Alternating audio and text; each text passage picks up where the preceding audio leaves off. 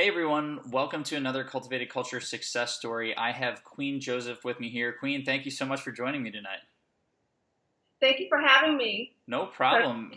Yeah, and I'm super happy that you are here because I am really excited to share your story with everybody here. But before we get into it, tell us a little bit about yourself and where you're at these days. I'm in Northern California in the Bay Area. I'm a customer success consultant. So what I do is I work with startups and I help them, their customers, use the products get value from the product. Sort of like an account manager, client manager, and customer support all rolled into one. I've been doing that for the last maybe a little over a year. And so right now I'm working with a couple startups here in the Bay Area. One is on a full time, the other one's sort of part time, just working with the team. Awesome. That's fantastic. And it hasn't always been this way, right? So we talked, I think it was a couple of years ago now, at least one probably. And you were definitely in a different spot. I know you were looking to make a change. So tell us a little bit about that. Like, what were you doing then? And also, what kind of sparked that need to make a career move? What sparked the need at the time, I believe it was maybe in 2016, Hmm. probably in summer of 2016 when I reached out to you. I signed up for your emails. I can't remember where I found your article, but I started getting your emails. At the time, I was working a freelance. I was doing freelance work, working in the healthcare field. So my background is mostly I work mostly in health insurance. But at the time, I was doing freelance work. I wasn't employed full time. I had left my full time job of 7 years to do freelance work, and I was working with medical providers. I still felt that I felt that the work wasn't fulfilling. I still wasn't feeling fulfilled in my work, and I Hmm. was still bored. I was getting clients that wasn't paying me. So I was getting clients that wasn't paying me, or I get a contract and the contract will end. It was just one thing after another after another. So I was Yeah. doing what I could to do freelance work, looking for a full-time job in a medical field, in the healthcare field, and also working part-time in retail. So I was barely making it. At one point, I was living in a hotel for like a couple months. Then when I finally got an apartment, I didn't have any money to get furniture, so I was sleeping on the floor. Those are the pictures that I sent because I knew if I, take a picture of this place that I would never be back here. So, um, and, I was making maybe at the most probably $2,400 a month, Hmm. um, which isn't a lot. It wasn't a lot of money, so it was a very tough time. I didn't want to make a change until I started working with a health tech company in New York, and they were a startup at the time. And that was my spark and change in changing my career. Going from the healthcare field to working in the tech field. And I didn't know how to go about doing that. So I started getting like more so resources and research, and then I would apply to jobs and no luck. So I was living in Florida at the Shocking. time. Yeah. So yeah, there's no luck there. And I worked with that company for about 8 months, and they no longer in business, but it was a great experience. And that was my really I was like, okay, I really want to work in the tech field. I don't want to work in healthcare or insurance anymore. So that was my change, and that was the spark. And so that started the journey and the ball rolling, and tried to get there. And it was a lot of um, not hearing back, applying for jobs online, not hearing back. So I was still doing freelance work, but I was trying to find a job, employment job, and I was having no luck. Yeah, so it was a very tough time. Definitely. And yeah, I can't really imagine, 2,400 bucks. I've been in a similar situation, and I know it's not a lot of fun. And that feeling like, you get that one bill that you weren't expecting, and it ruins like your whole month, really. And the need to get out, like that drive really is, it kind of builds and builds. And then I don't know if you felt this, but I hit like a tipping point where I was like, all right, I need to really kick this into high gear. Like I need to forget about everything else. I need to do whatever it is that I possibly can do to get myself out of the situation and in a better one. And so you mentioned that this kind of kicked off the journey. You were applying a lot of places. You didn't really hear back. What other challenges did you face? Or, how did you at least overcome that first one? We could start with either one, whatever you'd like. I don't know if there were more challenges beyond just applying online and not hearing back, or if those arose later. But what was kind of the next step there? I think one thing I learned in the next step is when I was applying. So when I was working a freelance and I was doing a contract position with a healthcare startup in New York, and I was working remotely with them, I really loved what I was doing. I was in customer support and I loved what I was doing. But then once they, didn't have enough funds to pay me, so my contract, I only stayed with them maybe for like 8-9 months. And then I was back on the market. So it seemed like every time I would get something and then it would go away. Yep. But I knew I didn't want to go back to the health insurance field. And I knew I wanted to work with a startup in the tech space. So some of the challenges I had was applying online and not hearing back. So I sit back and I started thinking, I was like, well, I would go on websites like Upwork and I see that there were startups on there that were hiring for similar job roles. So I said, well, I'll just continue to do contract work and I'll just be a consultant. So I started doing that, and I will apply through submit proposals, and I will win some proposals. And I also another thing that I did was something I learned from you was to cold reach out to founders or leaders at startup companies I was interested in working for. That's how I got the job where I've been at. One of the contracts I'm with now, I started working with them last summer. And one of the things that I reached out to them, they had a job ad, and I had to learn to get creative, pursue opportunities, because there's so many opportunities everywhere. Even if, for instance, and I did this before, if you go on a website, let's say like if you're interested in working at a company, and I went on to I looked at the reviews, and I saw like customers were complaining about the lack of response time and helping them. So I sort of put together something and gave my ideas and suggestions and sent that to the founder of the company of how to improve your customer experience, your customer service. And they offered me a position. So I had a choice between that one and one of the contracts I'm working with now. So sometimes you have to take a different approach if you see opportunities that could be outreaching to them, not just applying online and just waiting to hear back. Sometimes you have to. I also tried to market myself. I created a video. Nice. And did a little marketing. I only tried for a couple of weeks because at the time I didn't have funds to be posting. But I got response, but no jobs. But I did get some response, and I did it on YouTube.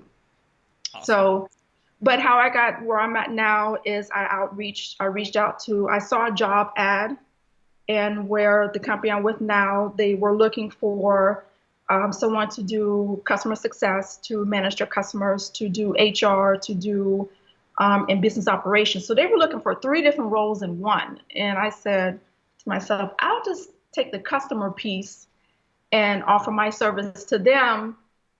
And then they can have somebody focus on the HR stuff and the human resource and business operations. Because to me, those are 3 different types of jobs and skill sets. So when I reached out and offered my services to them, and they had never considered it. They never worked with someone in a contract role. They never worked with a consultant. And they're based here in California, but they also have remote employees. And I was living in Florida at the time. So I reached out to I think he was the vice president. Now he's the CEO, but at the time he was the vice president. And I reached out, offered my services. And a couple months later, he said, hey, we're going to need you. So. Because at first he was like, I don't know, how does this work? And I had explained to him because he never worked with anybody in a contract role. But that turned out to be an opportunity, and they ended up offering me a full-time position. So I'm still with them to this day. So sometimes you have to figure out ways to reach whether it be the hiring manager or whoever in the job posting, especially if you, and I'm coming from an angle of being a consultant doing contract work, but it can be the same thing if somebody's looking for employment. Because I've had a couple of opportunities here for full-time employment as well since I've been in California. So, or at least in talks for full-time opportunities as well. So sometimes it's taking a different approach. Yeah, definitely. I love so much of what you're saying, and I want to dive into some of it. I really like the point you made that this approach works for more than just the job search, right? If you want to be a consultant on your own, if you're freelancing, if you decide to start your own business, you're going to have to most likely outreach, and it's going to be cold. And so learning those skills now, it's going to help you in your job search. It's also going to help you in your career down the road, just in general, the more comfortable you get with doing that. But so for you personally, let's start with how you found these contacts. Was it mostly on LinkedIn? Did you find them via Google? Like, how did you go about finding the companies and the contacts to start? The contact I would look up on LinkedIn. There's also, I think it's Clear Connect. It's a plugin that you put in Gmail, Mm-hmm. and you can search. Like if you have the company's name, it'll give you their email or their other profiles. There's another one called Hunter as Mm-hmm. well. There's a Yep. couple of them that I would try out, and I would get their email because that's if you can find a contact person, whether especially if a startup is easier to find who's hiring and who's over the job versus if it's with a large corporation, sometimes it can be hard to find who is the hiring manager. Mm-hmm. But if you can not don't email support or a generic email actual person. Yep. We get emails all the time from people emailing support or generic email addresses, and it's like, no, you need to find a person. But yeah, find a contact person. But I use those two things. I think it's called Clear Connect, and the other one is Hunter. Okay. I think it's the two. And I Awesome. would find their email addresses and email them. Sweet. And how would you craft that email? Did you have a template? Did you kind of do some research on these people and maybe like personalize it a little bit? How did you make that happen? I use, I think you have a template on there, but even though it's not used, I think it was I think I got some from you Mm-hmm. from the cold email, Okay. and then I did some research online. Nice. I probably sent out about maybe 20 emails first and no response before I started getting back responses. Okay. The one thing I found very valuable is when you're outreaching to somebody, especially if they don't know you or don't anticipate, you have to show the value. Like, for instance, if I'm reaching out to a startup and I want to work with them, and I'm not sure if they hire contractors or even if it's an employee role, I don't want to say, hi, my name is Queen Joseph. I'm so excited to work with you. It's Mm-hmm. like, okay, they don't get no value from that. So it's even in a paragraph, if you can show whether you can save them money, I always use that. If I'm doing a contract role that I may charge a higher rate or a higher rate than what you would pay somebody, but here's your cost savings to your company. Mm-hmm. That's how I can help your team. And then I use past experiences as well, how I helped another company or a testimonial. I've used that as well. But anything where you can show value, if you are a product manager, if you can just you say, okay, what have you built and what, the financial revenue for that, any type of value you can put into someone, whether even if you employ for looking for a full-time opportunity. Mm-hmm. I've learned that too, even if I'm looking for a job, I learned to put value. And I also learned how you said in your resumes, how to position your resumes as well, because it makes a difference in, while somebody's willing to pay you $60 an hour to do customer support, where they probably pay that person in real life $20. Yep. So it's how you approach it and how you carry yourself too as well. So Definitely. I'm smiling over here because I love what you're saying. I mean, this is like the poster child of what people should be doing, in my opinion, and it's fantastic. So adding value is absolutely critical. And I love that you came at these emails with the first paragraph. You brought it up front. You also mentioned telling some of these companies how they could improve either aspects of their website or their product, or some aspect of their business. What exactly did that look like? Was it one, what'd you focus on? Two, how did you kind of research that? And three, what was your deliverable? Like, was it just an email, or did you do a deck, or did you have an attachment there, or a video? What did that process kind of look like from end to end? For instance, one of the companies I was wanting to work for, and I chose this company where I'm at now over the other one, but I approached them. I knew that I wanted to work with them, and I wanted to work with them in, well, actually, I wanted to do like more like customer success work with them and not customer support. But I only saw opportunity for the customer support because I would go online and look at the reviews that people were leaving, Not you great. know. And so, and the big, and what I did was I did research. I was like, what is the biggest complaint that they're, and they were a small team. I think they maybe had 20 employees. And I said, what is the biggest complaint that customers are complaining about with their products? And the biggest complaint was the lack of slow response. It takes days for customer support. It takes, and then they don't get a resolution to their issue. So those were the two biggest complaints. And I said, well, from my past experience, here's how I started thinking of ideas of how maybe just, I don't know if they're using that, but here's some ideas they can use from different types of software that your customer support team can use. Try to get this follow-up time. Here's why it makes much better if you can get back to a customer in a day versus 5, 6 days because you're going to lose them. So it was just giving some ideas and examples of that, and just my suggestions.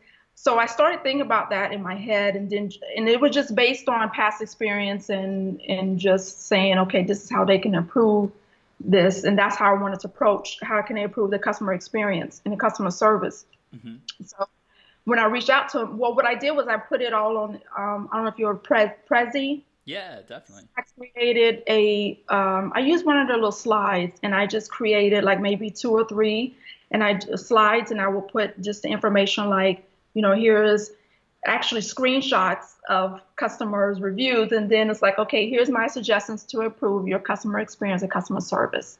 And I just gave my ideas and suggestions. I sent that to one of the co-founders of the company. He gave me a call back, and turns out they did not have anybody dedicated to customer support. It was actually everybody in the team. Okay. So you never know a need that a company can have, especially if a startup, unless you approach them or you see an opportunity, because they didn't have anybody. So when they offered me a job at the time, I was in talks with the company I was in now. So I just chose this company, but it was I would do it again. Definitely. It's awesome. The fact that you went out and found the customers themselves and researched what they were complaining about, that's so powerful. A lot of people wonder, how can I add value? This company has, the perception is exactly what you just mentioned, right? We don't really know what's going on behind the scenes. We see the fancy website, we see the social profiles, et cetera, and we think, these guys have the resources, they have it together. And it could be a total dumpster fire on the other end. Like, you have no idea. And so the best way to, if you can't figure out a way to add value, if you feel like you don't have value to add, for anybody listening, one of the best things you can do that I've seen a number of highly successful people who've gone through this process, like yourself, Queen, what they did was they went and they found the customers and they asked the customers. Either like some people have gone out and filtered through Twitter to find exactly what you were talking about, some complaints. Some people have actually surveyed, for big companies like Microsoft or Google or whatever, or Slack, like we all use their product. So it's very easy to pull 10 of your friends or a couple of your coworkers and get some data there. So that's a great way to actually get the content you need to send it. And then I love the fact that you said, you never know what's going on the other side. Just sending something is already putting you so far ahead of everybody else out there who's still just relying on online applications, resumes, cover letters, etc. Just bringing value to the table is so valuable. Now, when you got the call back, did he immediately follow up with you? Did you have to send any follow-up emails, or was it like you sent it and he called? It was 3 times. Okay, so you followed up with him 3 times. Yeah, 3 times. And then the current company I'm working with now, I sent 5 emails. Okay. So it's not, you don't, if you don't hear back in that first time, and also if you can track, if you can use some type of tracking so you know if somebody's reading the stuff Hmm. or if it's going out there to the place where lost emails go.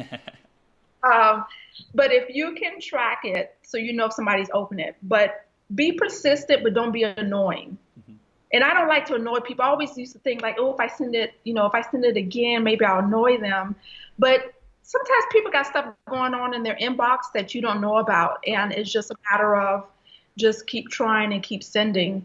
And I just resent the same email until I got a response. Okay. So I did, yeah, it was just resending the same email. Nice. And then finally they responded and saying, hey, can we talk with you? I got your email. Thanks for this. This is a really good idea.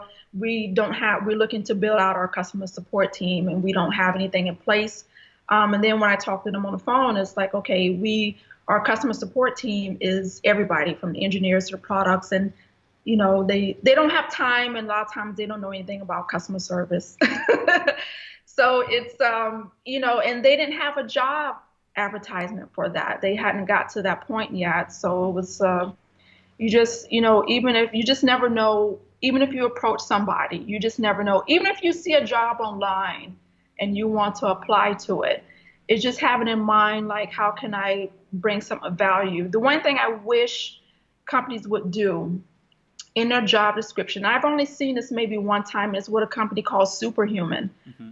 I was in talks with them recently for a job, but they put in their job description what they're working on and what they hope to accomplish. So that kind of gives you, if you are a applicant, it gives you some ammunition to how to approach your resume, how to approach in the interview, and maybe creating some type of document. Like if you have experience, if they saying that we want to build out our um, customer support team, and if you got some experience in that, or if you can, tell them what roadblocks to avoid or whatever, any information that proves valuable, even if you can't put that on your resume, if you can put it in some type of, it doesn't have to be nothing fancy, Hmm. just something you can bring to them, Could and be a Prezi. yeah, you can just print it out. It can be 2 pages and say, hey, because people really appreciate when you can bring something else, even some ideas, or just, or asking questions. That's another thing, asking questions to see what their issue is. And if you can't find out, sometimes companies don't want to tell you what their problem is. And Hmm. so you kind of have to kind of dig out from them and, see, okay, what's your issue? Because that makes it much more better when you're applying for a job or contacting somebody when you know if there's a problem. Because every company has a problem or something they want to accomplish. Definitely. And you mentioned tracking your emails, which I think is super powerful, and I'm a huge advocate for. What program did you use? Do you remember? I use Boomerang. Okay. I still use them. Yes, I think it's, yeah, Boomerang. Yeah, Boomerang's awesome. And what was your kind of rule of thumb? You mentioned being persistent but not being annoying. Did you give yourself like okay, 5 days is my cutoff, or 3 days, or 7 days, or did you kind of find a sweet spot there that you personally were comfortable with, that was on the line of not too annoying but staying persistent? I gave it a week in between emails. Hmm. I didn't want to send. I don't know if that was the right thing. I could have done maybe every other day, but thinking in my head that might be annoying to somebody. So I said, let me just do, once a week, without seeming, desperate or annoying, but just kind of keeping myself. And I didn't know. I was like, okay, I don't know how many I'm going to send. I don't know if I'm going to send five. I'm going to send seven. I just did whatever I feel. If I feel like I should keep going, then I'll keep going. But if I feel like, okay, this might be enough, this might be a dead end, or they're not going to respond. But don't be afraid. I never did this, but don't be afraid to call somebody too. Yep. Call a company if it's, especially if it's a small startup. Their phone is probably, if they have a phone number listed. Yeah. But don't be afraid to call. Awesome. And so you did all this amazing stuff. You got the interview. What was the interview process like, and how do you personally prepare for it? The first interview, well, with that particular job where I sent them some ideas and suggestions. The first interview was with the founder, and the second one was other members of the team. So it was like I did a series of three interviews, and they were all, well, first one was over the phone, the other one were remote, using, I think it might have been Google Hangouts we used, Google Hangouts. And it was just basically questions, but it wasn't, the actual interview was actually good because it didn't feel like they were, just interrogating me. It was more or less of a general conversation, me talking about, because they were very interested in my experience, and how I could help them because they had never worked with anybody in a contract type role. Hmm. And even if it could have been a full-time position, I would have still considered it. It was just a matter of, that's my approach to them was in a contract way. Yeah. So, yeah, it was just a series of just questions, but it was more or less of my experience and how I can help them in the areas of their managing their customer expectations, customer support, customer service. They're also in the growth period, so the actual account management piece wasn't there yet, Hmm. but it was more or less of taking care and helping their customers. So that is what the conversation, yeah, mostly interviews was about. Awesome. And one thing I really wanted to ask you about is coming at this whole thing as a contractor. I know that a lot of people out there want to have a little bit more flexibility over their time. Maybe they don't want to be stuck full time somewhere. Maybe they're transitioning. How did you pitch yourself as a contractor versus a full time employee for some of these positions? What were some of the angles that you took and like the value propositions that you focused on? Um, the main value propositions I focus on is the money that they can save. Okay. Um, I'm not closed off to working full time. I've been working freelance since maybe 2013, and I left my full time job in 2014. So I've been doing contract work ever since. Am I open to? I would consider a full time if it was a right position with a right company. I would consider a full time position, but a contract is also a good way to get your foot in the door. I find it easier Hmm. to me. It could be different for somebody else, but I find it easier to me to get my foot in the door at a startup or a company that I'm interested in if I come at them in a contract way. If I present myself as a consultant, independent consultant, not, I don't work with agencies. I don't work nothing against recruiters or third party agencies. Yep. Prefer to work on my own. And that's the way I approach them. But it's showing value and then the money that they can save. I find, when they say, for instance, like the company I'm working with now, it's like, well, how does this work? We never work with anybody. We've never worked a contract. This might help us. And I originally was supposed to be there for 3 months. So it just kept going and going. And then so they offered me a full-time position. Nice. So it's coming at them in two ways. The value that I have in experience, what I've done in my previous roles. So I would come, if they're looking to build out a customer support team or improve, customer satisfaction, or if they're looking to improve onboarding for their product, or improve trial conversions, just giving them some values of previous experience. And also the second way of coming at it is the money that they can save with me being as a contractor. Hmm. It also is an advantage because it lets you try out the company, so to speak. Yeah. So, Like your 30-day free trial. I love it. yeah, so it's like maybe I can work with them for 6 months. Let's see and they can offer you a position. Hmm. So you just never know. I know maybe not everybody might not be interested in doing that, but at least you can move into a full-time position if everything works out, and if they like your work and you like working with the team, um, it could work to your advantage. Awesome. And for the savings piece, how did you go about calculating that? Like, I know you mentioned you might charge a higher hourly rate or a higher rate in general, but the bottom line would back out for the company. How did you do that math? Like, what's the thought process behind that? The thought process, let's see. An employee, I did this online Okay. too. I did research online. Um, an employee, when you bring on an employee, let's say like they're $60,000, you're paying their insurance. That's just their salary, their base salary. Hmm. You're paying plus. On top of that, you're paying overhead costs if you're in the office, unless you're remote. Also, the insurance. So there's extra for insurance. Yep. Yeah, it's just I came at them with the administrative, the payroll cost. Like I manage my own. I send them invoices. Mm-hmm. So there's payroll cost savings, and there's also the expense of they don't have to. I do my own insurance, so they don't have to pay all the insurance, and I have my own retirement, all that stuff that I do on my own. Versus if you go on full time an employee, you're paying all of that. So your expense could be 60,000 base salary plus all the additional expenses for healthcare and all that. So you could be, I'm just throwing out math, maybe 80,000 that you end up paying for that one employee. Because there's a lot goes into it. It's not just the cost of the salary for an employee. And I didn't know that until I was doing research.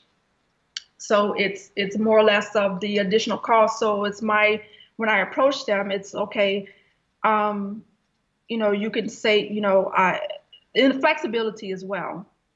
A lot of companies like the idea of being flexible, but I also learned how to do contracts. That might be another conversation, but that's something I didn't learn when I first started doing freelancing, resulting in getting a lot of clients I wasn't paying, or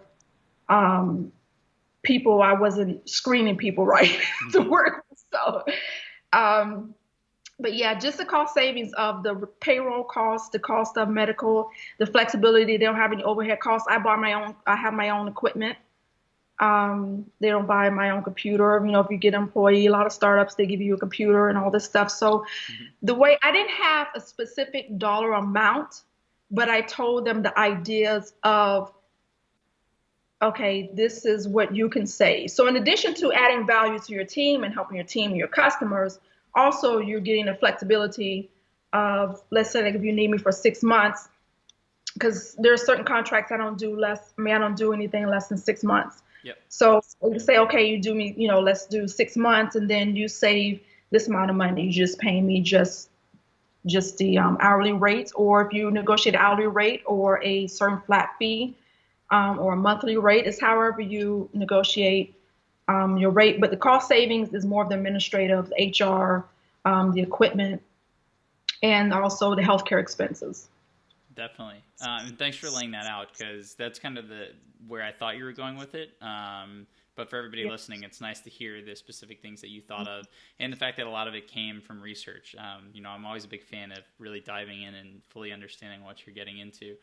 So you've shared a ton with us. It's been incredibly valuable. Thank you so much, Queen.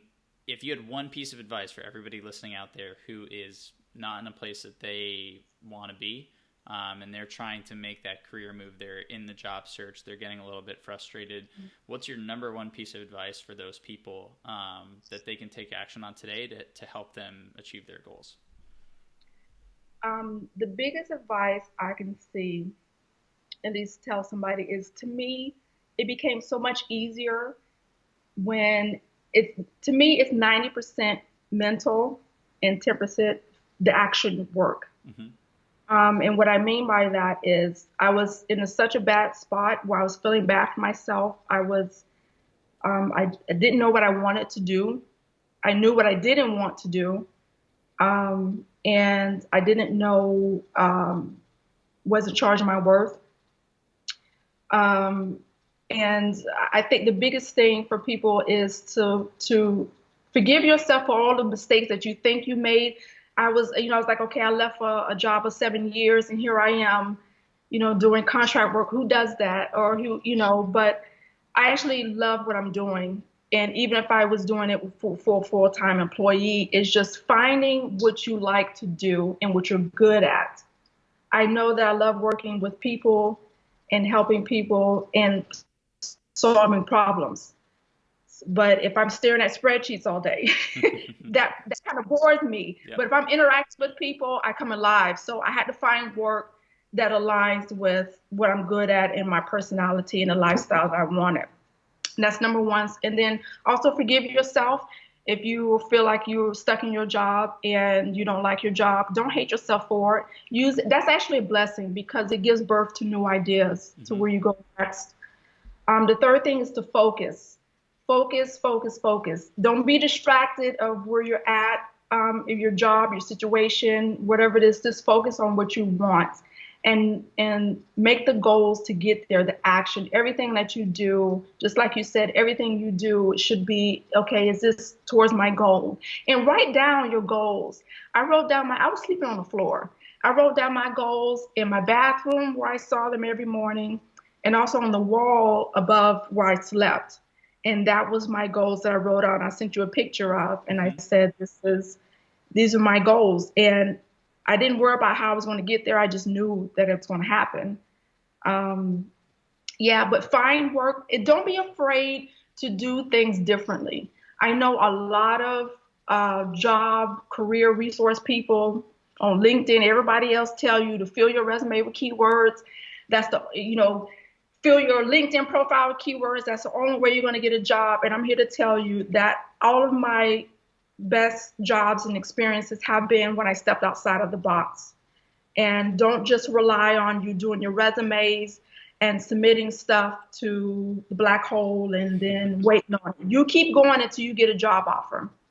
And don't be afraid to network. If you're in a city, like for when I came to California, there's so many on meetup.com, there's so many networking groups for customer success that you can join, even if you're not don't want to work in customer success. Say if you want to be your product manager or whatever, or marketing, join those groups. Even if you don't work in or you don't have experience, join those groups, because you can meet people there. Your next job opportunity could come from that. So don't be afraid of doing things differently.